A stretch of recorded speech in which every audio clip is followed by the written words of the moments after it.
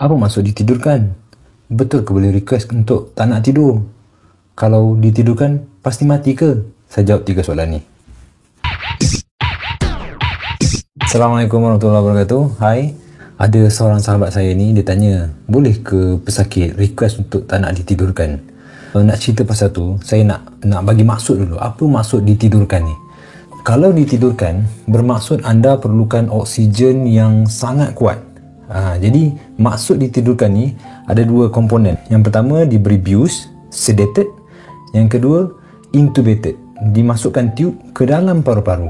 So boleh ke request tak nak ditidurkan?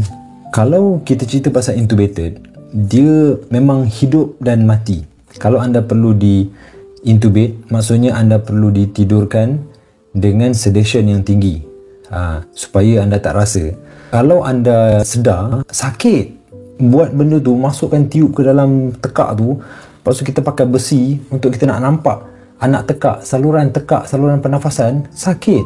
Jadi perlu ditidurkan. So kalau anda perlu diintubate, maksudnya anda perlu oksigen yang sangat tinggi dan anda akan bernafas tercungap-cungap. Okey, saya cerita pasal oksigen. Orang normal 95 ke atas. Orang yang dah susah nafas, dia 95 ke bawah, 90-95. Kalau jadi macam tu, kita akan tambah oksigen. Mula-mula nasoprong, kemudian bagi yang pekuk tu, kemudian kalau tak cukup juga, kita akan bagi high flow mask. High flow mask ni kita dah bagi 100% oksigen, tak cukup lagi, nafas tercungap-cungap, dan SpO2 bawah daripada 80, bawah daripada 70. Ini adalah hidup dan mati. Kita perlu masukkan tube ke dalam saluran pernafasan, dan untuk masukkan benda tu sakit, kita kena tidurkan anda. Okey, dia bukan pilihan dah sebenarnya, dia dah hidup dan mati. Waktu tu pernafasan anda sangat susah, dan orang kata mungkin nyawa dah sampai ke anak tekak dah tak larat dah. Jadi macam mana anda nak request untuk tak nak ditidurkan? Kemudian yang terakhir, betul ke kalau kita ditidurkan, kita pasti mati, kita akan bangun semula?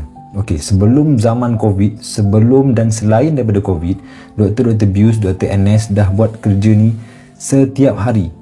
Mereka menidurkan manusia dan kemudian bangunkan kembali selepas daripada operation. Sebab kalau operation, belah sana belah sini sakit, jadi kita kena tidurkan anda. Tetapi tak semestinya selepas tidur anda tak bangun semula. Memang kita akan ajar mengucap apa semua tu sebelum anda ditidurkan, supaya anda lebih bersedia. Kita tak tahu apa akan terjadi. Tetapi dia selepas ditidurkan, dia ada 2 kemungkinan. Yang pertama, dia akan sembuh, improve. Yang kedua, dia tak dapat diselamatkan. So kalau ditidurkan, maksudnya anda dalam keadaan kritikal, masuk ICU, anda kritikal. Jadi apa yang membantu anda? Doa keluarga-keluarga anda, semangat anda untuk kembali pulih. Dan yang ketiga, sistem imun badan kita. Body kita boleh react.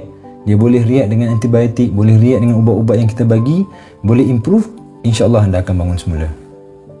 Jadi saya doakan kepada semua yang ada saudara maranya yang terkena COVID ataupun berada dalam keadaan kritikal di ICU, perlu ditidurkan.